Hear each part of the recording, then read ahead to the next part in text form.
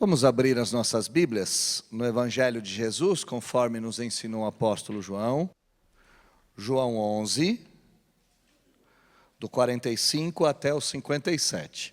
Enquanto você se prepara e eu me preparo aqui, nós vamos assistir o vídeo introdutório dessa série de João, que tem sido o guia das nossas reflexões nesse Evangelho. O Evangelho de João, a pérola mais preciosa do Novo Testamento, revela a promessa mais grandiosa de Deus, a vida eterna em Cristo Jesus, o Verbo que se fez carne e habitou entre nós. Em suas páginas, somos convidados a um banquete espiritual, onde a água se transforma em vinho, os cegos enxergam, os mortos ressuscitam e a luz dissipa as trevas. Através dos 7 sinais milagrosos, João nos revela a divindade de Jesus, o Messias prometido. Mas João vai além dos milagres. Ele nos leva ao coração do Evangelho, revelando o amor incondicional de Deus, que entregou o seu único Filho para que todo aquele que nele crê não pereça, mas tenha a vida eterna. Somos chamados a amá-lo e a guardar seus mandamentos, a fim de experimentarmos a verdadeira alegria e a paz que o mundo não pode dar. Em Cristo, a vida eterna. Uma jornada profunda pelo Evangelho de João.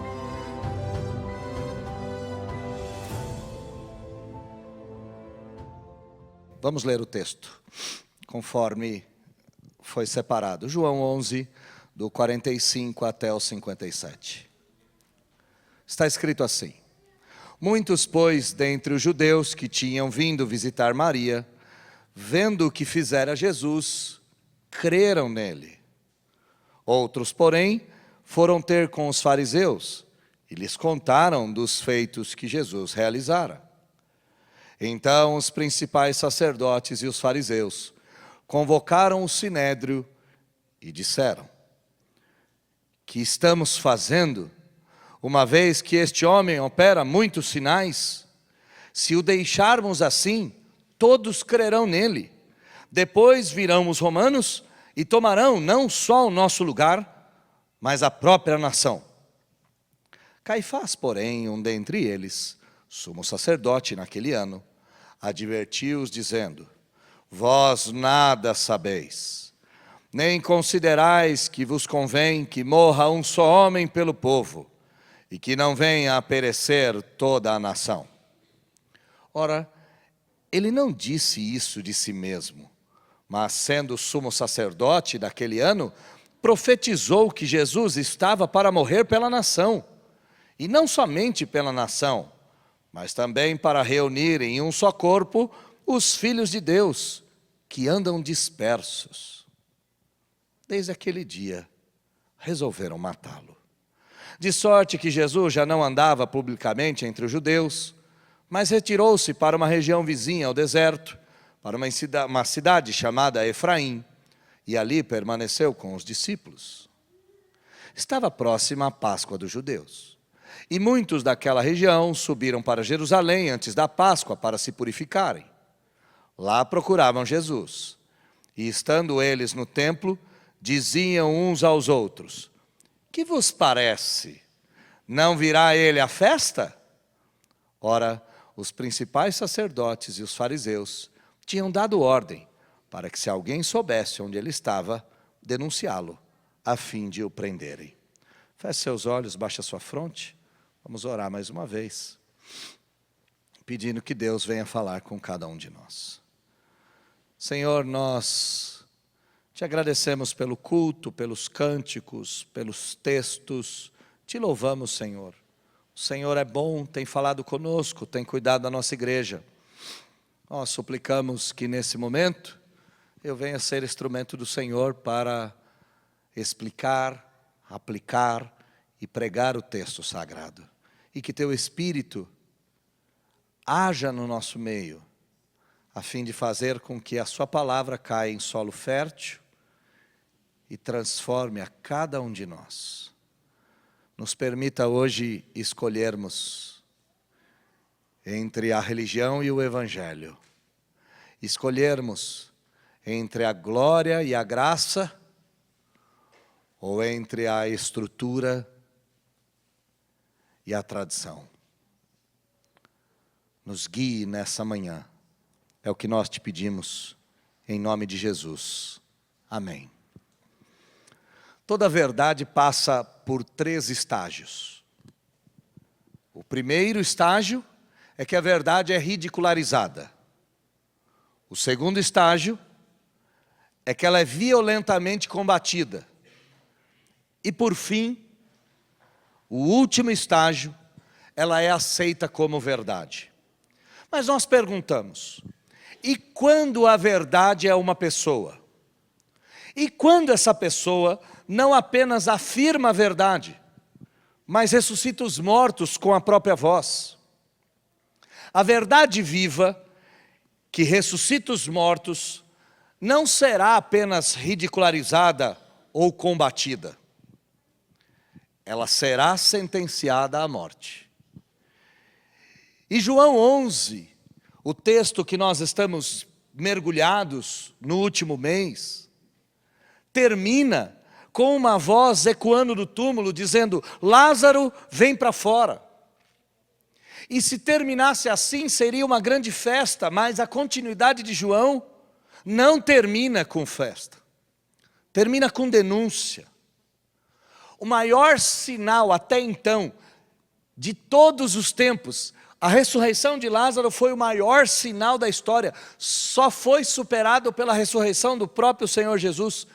Esse sinal extraordinário não levou todos a crerem, levou muitos a crerem, é verdade, mas infelizmente levou muitos a correrem. E esses que correram, correram em qual direção? Correram para contar aos fariseus, correram para armar, correram para realizar o maior e mais terrível complô que esse planeta já experimentou. E por quê? Por que eles fizeram isso? Ora, meus irmãos, porque quando a luz é forte demais, os que amam as trevas fecham os olhos. Ou melhor dizendo, apertam o gatilho. O Cristo que chorou, o Cristo que agradeceu a Deus, o Cristo que ressuscitou Lázaro, agora será caçado como um malfeitor. O título do meu sermão nessa manhã é O Conselho da Morte, quando a vida ameaça o sistema. O conselho da morte, quando a vida ameaça o sistema. Na última mensagem que nós ouvimos, João 11, do 28 até o 46, nós vimos o clímax do milagre de Betânia. Jesus chorou com os que choram, Jesus orou para Deus e clamou com autoridade sobre o túmulo. Naquele texto, no texto da semana passada, a compaixão, a glória e o poder se abraçaram na entrada do sepulcro. E o resultado foi extraordinário. O morto saiu vivo. É verdade que ele saiu amarrado em faixas, mas ele saiu liberto pela voz do Criador. E a reação foi dupla. Alguns creram, outros não, e os que não creram, correram, como já foi dito na introdução. O que veremos hoje é que a glória de Deus provoca no coração dos homens que não estão decididos a acreditar, ou em outras palavras, no coração dos homens que não querem crer, a glória de Deus provoca ira, raiva, ódio, insegurança e perseguição. Eles não só negaram o milagre, eles traçaram um plano. E o texto que nós lemos nos mostra que a ressurreição de Lázaro, por mais irônico que seja, trouxe a sentença de morte para Jesus. Olha que interessante, a ressurreição de Lázaro sentenciou Jesus à morte. E é aqui que o Evangelho toma outro ritmo. É a partir desse texto que a cruz já começa a surgir no horizonte. É nesse momento que o Cordeiro está sendo escolhido e separado para o sacrifício. É época da Páscoa, segundo o texto. O cordeiro já foi separado. E a grande ironia, além desta, que a vida de Lázaro trouxe a sentença, é que o conselho dos homens, ainda que guiado por ódio, servirá ao propósito eterno e soberano do nosso Pai. O que vimos até aqui foi um milagre incontestável. O que vimos até aqui foi a glória irrefutável. A multidão viu isso também. O problema é que quando a morte perde, quando o pecado perde, quando as trevas perdem, eles reagem, porque o pecado, a morte e as trevas não gostam muito de perder. E quando a morte reage, o coração daqueles que pertencem a ela se revelam. Olha comigo o versículo 45 e o 46. E presta atenção que ele começa com muitos. Muitos, pois, dentre os judeus que tinham vindo visitar Maria, vendo o que Jesus fizera, creram nele. Muitos creram nele.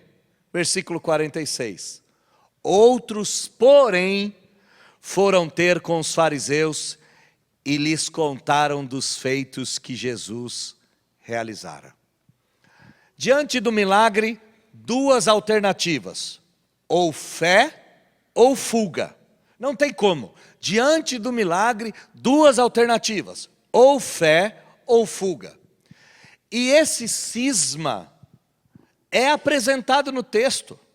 O texto diz: muitos creram. Mas o outro versículo diz: outros não. Aqui nós temos a separação que é sempre visível quando o evangelho é pregado. Esses que rejeitaram, não só rejeitaram, mas eles denunciaram, eles, carregados de má intenção, condenaram Jesus Cristo. Eles vão até os fariseus, eles vão até os opositores declarados de Jesus. E a mensagem que eles levam para os fariseus é clara. O nazareno não está apenas falando, ele está agindo. E é muito perigoso ele agir, porque ele acabou de ressuscitar o morto. Imagina se ele continuar agindo. E aqui nós temos sempre a verdade do evangelho. Fé ou fuga, adoração ou acusação, rendição ou oposição. Como nós já vimos várias e várias vezes, o milagre nunca é neutro. O milagre sempre separa os que creem dos que não creem. O milagre sempre separa aqueles que aceitam a glória daqueles que se incomodam com ela. O milagre sempre vai agir da mesma forma. Ou ele converte o coração, ou ele o endurece. Presta bem atenção na cena, tá? A gente tem que olhar a cena. O túmulo se abriu, o morto saiu, a vida venceu, o choro acabou. Festa, não é? Não. Não. É tão estranho isso. Aquilo que deveria ser festa faz com que a condenação de Jesus comece a ser tramada. Nem todos celebram quando a morte perde. Tem gente que vai preferir a morte e tem gente que vai viver assim. Aqui, meus irmãos, nós temos a antítese. Tem gente que vai preferir o sistema religioso seguro do que o Messias que quebra a sepultura. Um Messias que quebra a sepultura é sempre surpreendente, enquanto o sistema religioso nos dá a segurança de que tudo vai continuar do mesmo jeito. Quando os milagres ocorrem na nossa vida, a gente precisa entender. Nem todo mundo vai aceitar o que Deus está fazendo. Nem todo mundo vai aceitar o que Deus está operando. Alguns vão crer, ótimo, muito bem. Mas outros vão correr. Outros vão apontar o dedo. Outros vão denunciar. O problema não é isso, porque isso vai acontecer na sua vida. O problema é para onde você vai. Se você se render, ótimo. Você está contado entre os discípulos. Se você racionalizar e fugir, você está contado entre os fariseus. A ressurreição dos mortos, segundo esse texto, não apenas levantou Lázaro, ela expôs os corações e os conselhos secretos de todo mundo que lá estava. Ela fez com que os homens fossem expostos, com que sua alma fosse manifesta. Olha o versículo 47 e 48, como isso fica nítido. Então os principais sacerdotes e fariseus convocaram o sinédrio e disseram: que faremos? Porquanto esse homem realiza muitos sinais. Se o deixarmos continuar assim, todos crerão nele. E depois virão os romanos e tomarão o nosso lugar e tomarão também a nossa própria nação. O conselho se reúne, mas ao invés da glória decidir o futuro, o que decide o futuro é o medo. Meus irmãos, olha a cena, Lázaro ressuscitou, o sinédrio tinha que celebrar isso, e a resposta do sinédrio não foi a celebração. Qual foi a resposta? Uma reunião de emergência nacional. Eles fizeram uma reunião política. E a estrutura do versículo de número 47, e isso é assustadora, nos mostra que os opositores de Jesus não negaram nenhum dos seus sinais. Eles não negaram, eles viram os sinais. Eles viram, e qual é a preocupação deles? Ora, Jesus continua fazendo sinais. A gente tem que entender que os fariseus foram testemunhas oculares de tudo. E a pergunta deles, a pergunta é fabulosa: o que faremos? Ela é cheia de desespero. O que a gente faz com isso? Como nós controlaremos isso? A pergunta expressa desespero e medo. E qual é o medo dos fariseus? Todos crerão nele. E o que isso significa na prática? Ninguém mais acreditará na gente. É isso que está acontecendo. Nós vamos perder o nosso lugar, nós vamos perder o templo, nós vamos perder o centro do poder. Ninguém mais vai vir para o templo, ninguém mais vai dar o dízimo, não vai ter mais troca de dinheiro, não vai ter mais câmbio, porque todo mundo vai atrás dele. Nós perderemos o centro do poder, nós perderemos a nação, nós perderemos os nossos privilégios. É o dilema do sistema, né? É o dilema do status quo. Quando a verdade começa a tomar espaço, o poder perde o palco. E o poder reage. Duas coisas aqui precisam ser vistas. Primeiro, quando a glória do Salvador ameaça o sistema, os líderes do sistema planejam a morte da glória. E sempre será assim. Sempre. Sempre. E por que eles desejam matar a glória?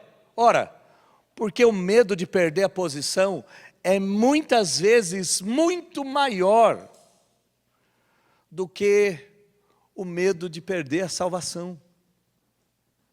Olha como isso é assustador. O medo de perder o poder é maior do que o medo de perder a salvação. Os sinais aqui eram claros demais. Todo o povo estava crendo. A fé se espalhando como um rastilho de pólvora. O sinédrio precisa agir. O sinédrio, guardião da lei, guardião da religião, precisa agir. E qual é a ação deles? Eles se tornam réus de sangue. Eles se tornam culpados. A reunião não tem nada a ver com a verdade, é só medo. Medo de perder a influência, medo de perder o templo, medo de perder o domínio, medo de perder o poder. Mas uma das coisas mais bonitas é que Deus age, né? E quando o poder religioso sente medo, a cruz começa a ser entalhada. É lindo isso. Quando a religião tem medo, a cruz começa a ser esculpida. Deus está entalhando aquela cruz, tirando os pedaços dela que não serão necessários.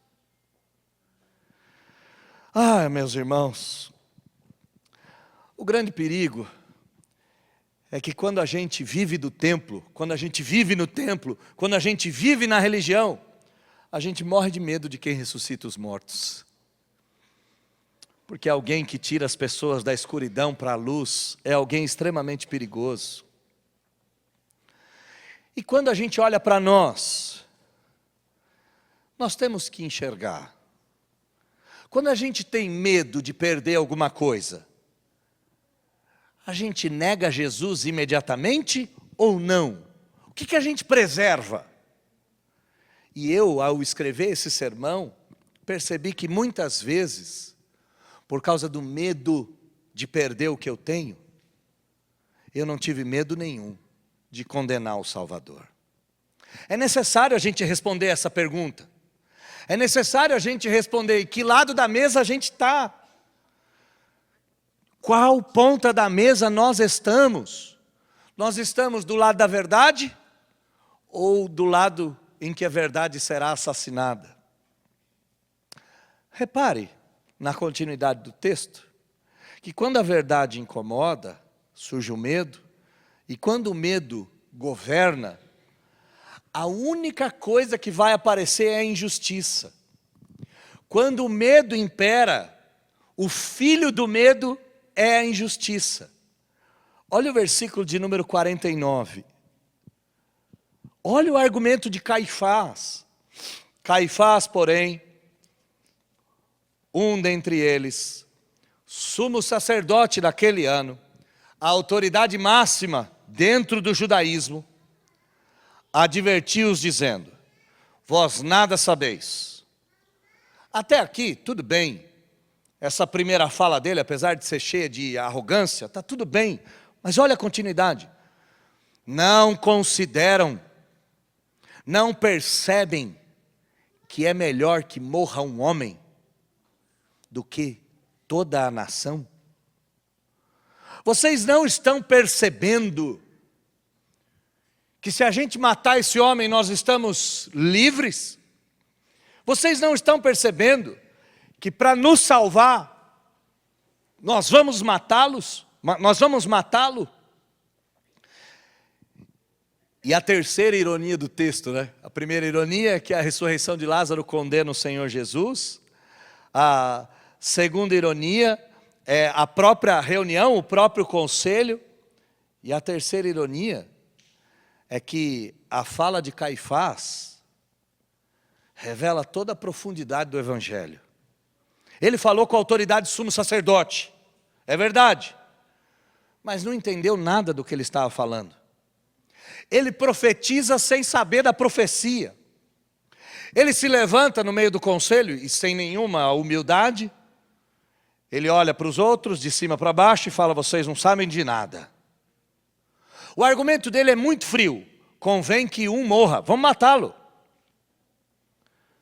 Mas o que ele está dizendo é: a morte substitutiva vai acontecer. E ele está falando isso com cálculo, ele está falando isso com política, ele está falando isso com estratégia de Estado. Ele está falando isso como uma autoridade política. Mas mal sabia ele que Deus estava usando a fala dele como profecia cósmica. A morte de um pelo povo se tornará o coração do Evangelho.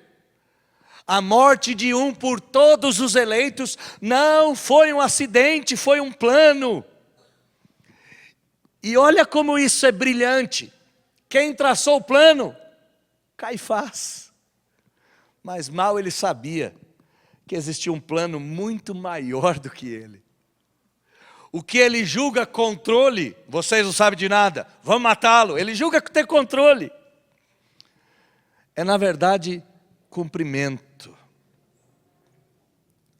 E assim, meus irmãos, a gente pode ver mais uma vez e ter a mais absoluta certeza que Deus usa até a malignidade dos homens para cumprir o seu propósito eterno. O trono da graça foi preparado no conselho da morte. O trono da graça foi preparado no conselho da morte. E a cruz não foi só permitida, ela foi profetizada por aqueles que planejaram a morte de Jesus. A morte de Jesus não foi um erro da história. A morte de Jesus foi o centro da história. E Ele morreu por nós, como substituto.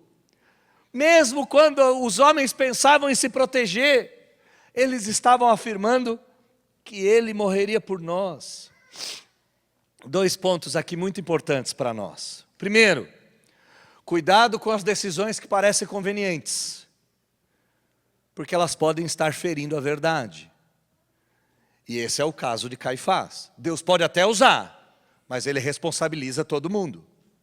Caifás foi responsabilizado pelo que ele fez. E o segundo é, você está disposto a seguir Jesus quando não convém? Você está disposto a seguir Jesus quando a conveniência geral é matá-lo? Você está disposto a ir até o final?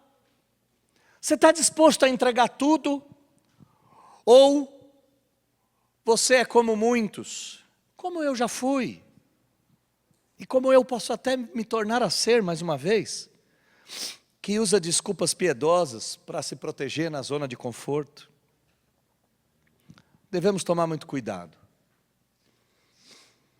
O que é incrível, e o que é incrível desse texto, é que Deus não deixou a fala de Caifás morrer no ar, nem cair no esquecimento.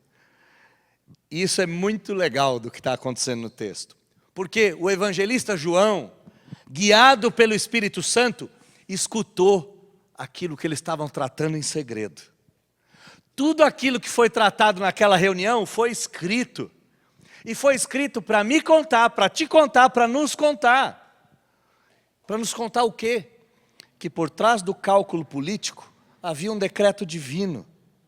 E é disso que o próximo versículo trata. Olha comigo, versículo 51 e 52.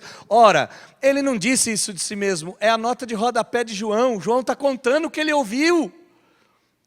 Mas sendo sumo sacerdote daquele ano, profetizou que Jesus estava para morrer pela nação. E o versículo 52 então é tão lindo. E não somente pela nação, mas também para reunir em um só corpo os filhos de Deus que andam dispersos. João é levado pelo Espírito Santo para a sala da reunião do Conselho da Morte. E ele afirma coisas reveladas pelo Espírito. Primeira, Caifás não falou de si mesmo. Falava como político, Deus o usou como profeta, sem que o profeta soubesse. Jesus morreria pela nação. Mas o segundo aspecto aqui é fabuloso. Ele morreria para reunir os dispersos. Ele morreria para reunir aqueles que estavam longe. Ele antecipa o cumprimento do Pentecostes. E não só antecipa o cumprimento do Pentecostes, ele ecoa a promessa feita a Abraão: em ti serão benditas todas as nações da terra. João viu nesse momento, a gente acha que João viu coisas cósmicas só no Apocalipse, né? Estamos errados. Ele viu nesse momento o alcance cósmico da cruz. A morte de cruz congregaria.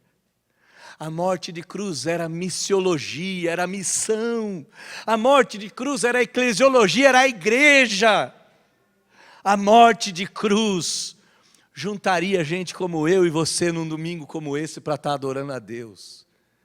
Isso que Caifás disse sem saber. A cruz de Cristo, irmãos, não apenas nos salva individualmente, ela nos reúne em comunidade. Ela faz isso, ela nos reúne como um povo. O sangue de Jesus não constrói apenas um caminho para o céu. O sangue de Jesus constrói um povo aqui na terra. chamando a gente de irmão. A cruz, portanto, não é apenas o altar do Cordeiro, é a morte do filho legítimo para que filhos adotivos sejam reunidos na mesma casa.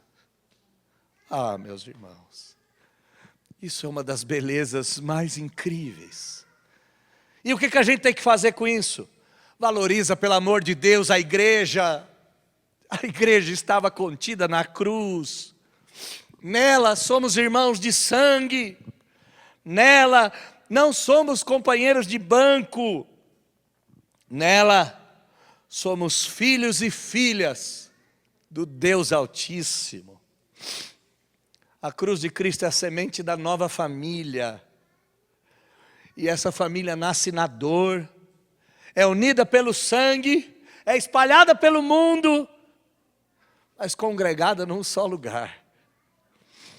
Eu e você somos irmãos, e somos irmãos daqueles irmãos que têm que fugir, e somos irmãos de tantos outros irmãos que estão espalhados por aí.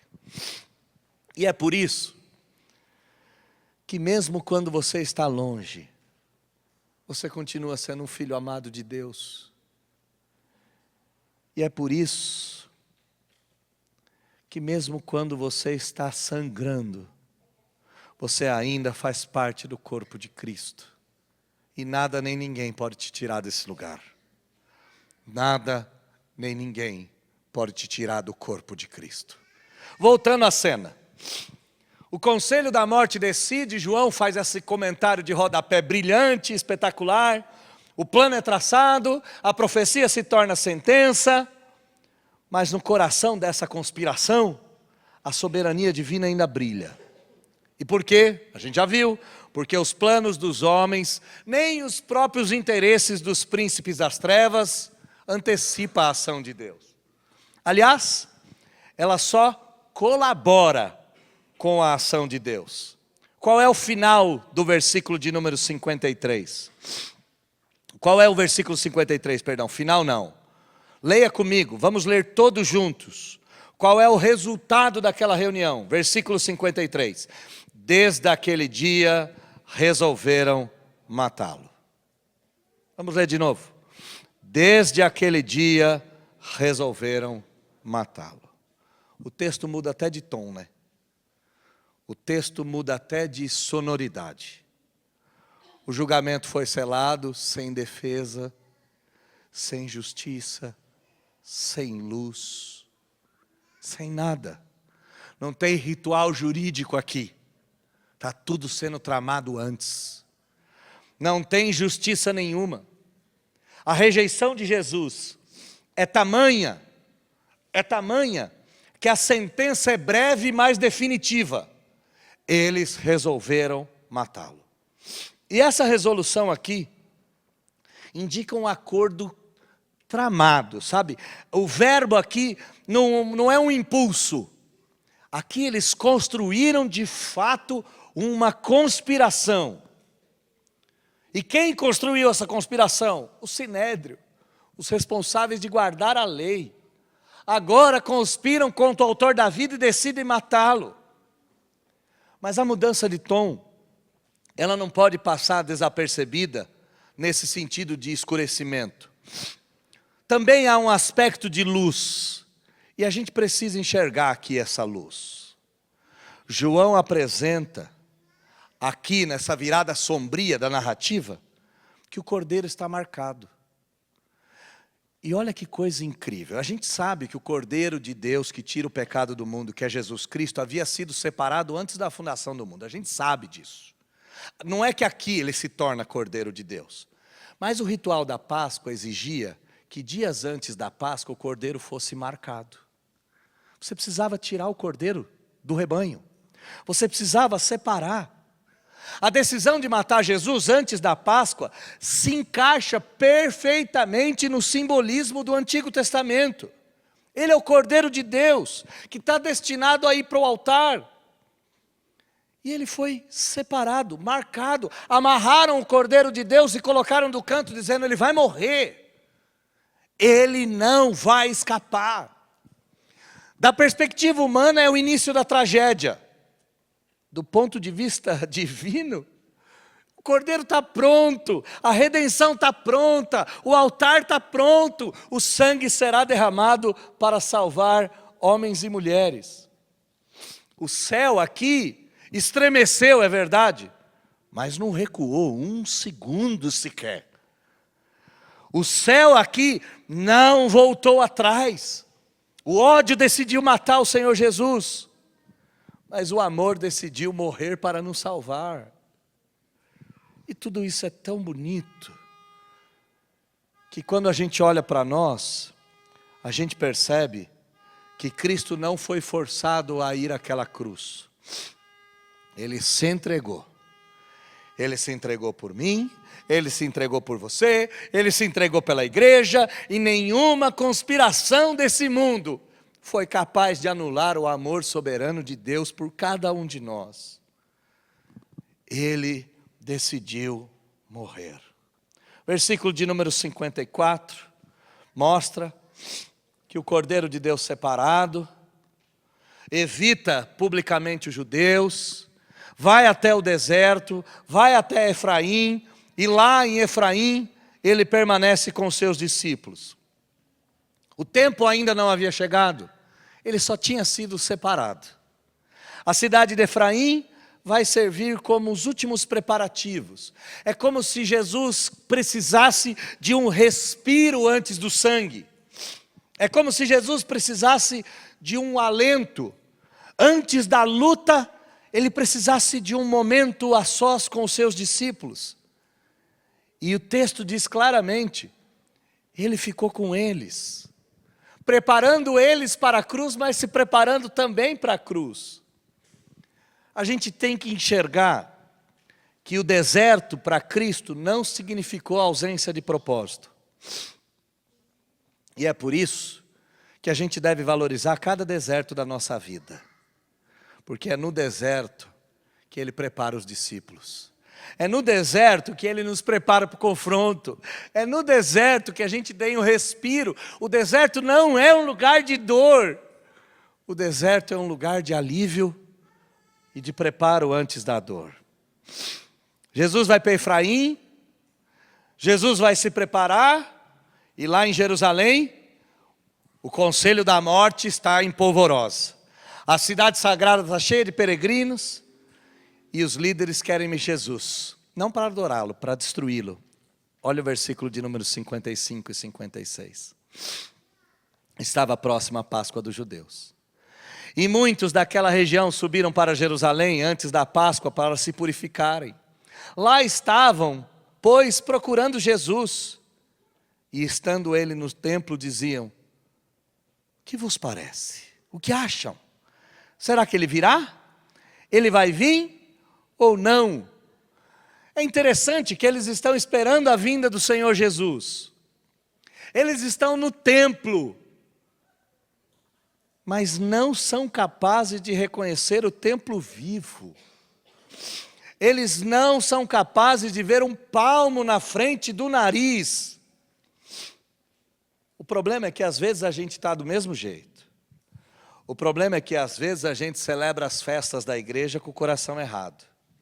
O problema é que às vezes a gente também sobe no templo, mas não reconhece que Deus já desceu até nós. Às vezes a gente está mais preocupado com a Páscoa do que com o Cordeiro de Deus que tira o pecado do mundo. É interessante que eles estão lá para se purificar e procurando Jesus para matá-lo. Olha como é cheio de ironia, cheio de antagonismo. A menção da Páscoa, que significava libertação, aqui significa perseguição.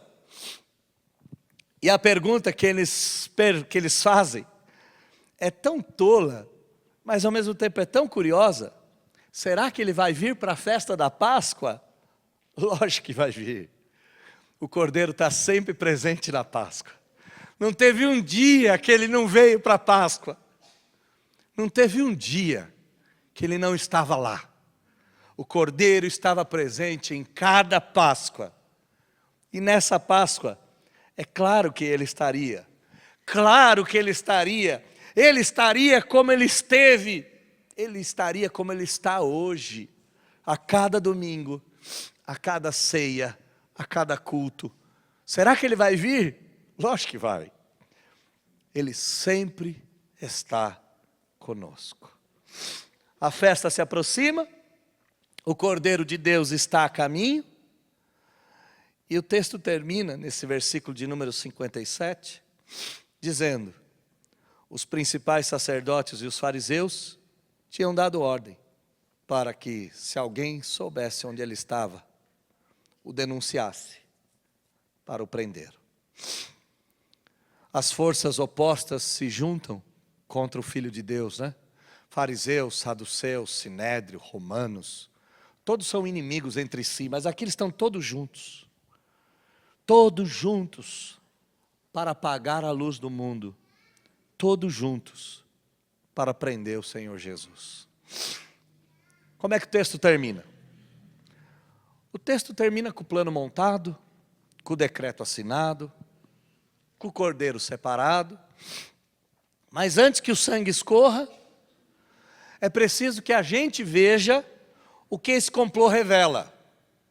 Porque esse complô não revela apenas informações sobre aqueles inimigos de Cristo. Esse complô, principalmente, revela o coração de cada um de nós.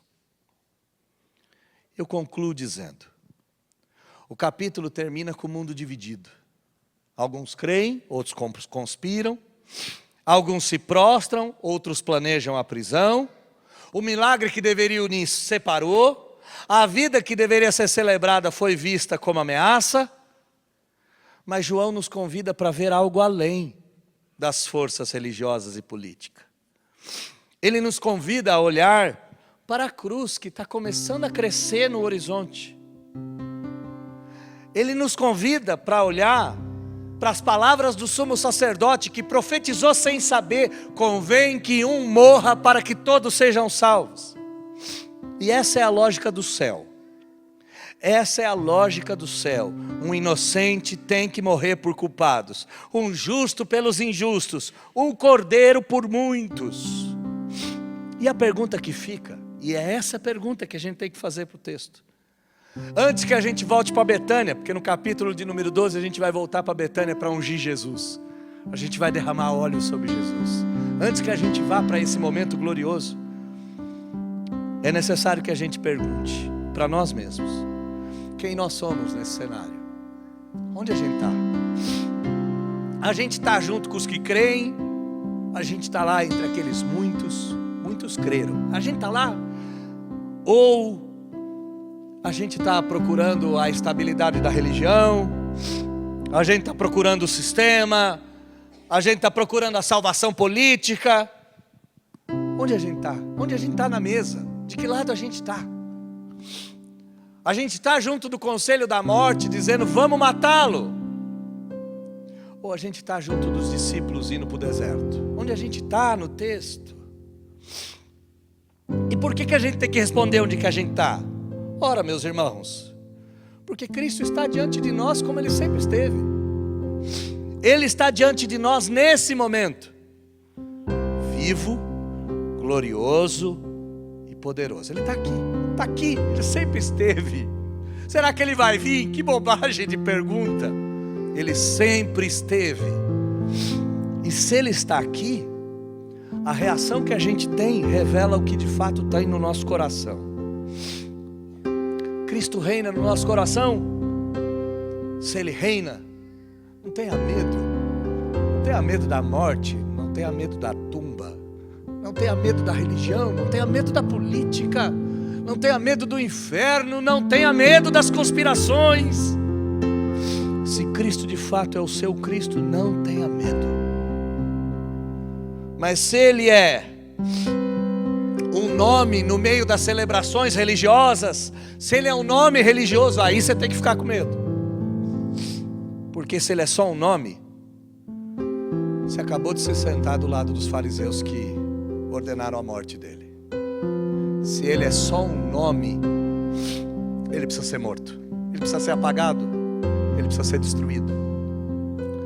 Mas se Ele é o Cordeiro de Deus que tira o pecado do mundo, a gente tem que se render a Ele. O texto não fala do conselho da morte. O texto fala da nossa própria morte ou da nossa própria vida. Estamos diante do Cordeiro. Rendam-se a Ele. Caminhem para o deserto com Ele. Caminhem para a cruz com Ele. Porque ao lado do Cordeiro é o melhor lugar do mundo. Que Deus abençoe vocês. Que vocês jamais saiam de perto dEle. Que vocês fiquem do lado dEle para sempre. Custe o que custar. Haja o que houver. Feche seus olhos, vamos orar. Deus,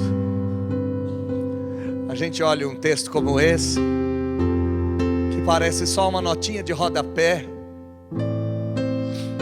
e o texto revela que Jesus morreu por nós, ou que a morte de Jesus será contra nós. E o texto revela de que lado que a gente está. Ou eu estou sentado junto ao conselho da morte, querendo matar Jesus, ou eu estou correndo do lado dele, indo para o deserto, indo para a cruz, indo para a morte, ou para qualquer lugar.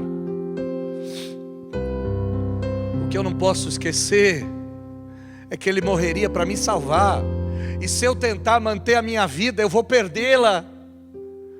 Mas se eu entregar minha vida a Ele, certamente eu vou recuperá-la.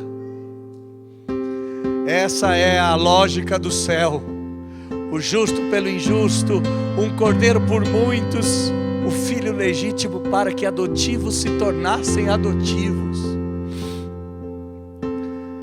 E dessas ironias todas da vida, nós não queremos que essa ironia seja nossa. A gente quer simplesmente abandonar o conselho da escuridão, abandonar a religião e ir em direção a Efraim, como bons discípulos que somos, sendo preparados pelo Mestre para a cruz, até que a gente volte para celebrar a Páscoa e depois o Pentecostes, e chegue o dia que a gente celebre a volta do Cordeiro de Deus, que voltará como leão, e se renda a Ele para todo sempre. Que esse texto revele o nosso coração, e que esse desvelar da nossa alma nos mostre de que lado que nós estamos na mesa, e que por seu amor e por sua graça estejamos todos nós do lado do Cordeiro que tira o pecado do mundo. Nós oramos em nome de Jesus.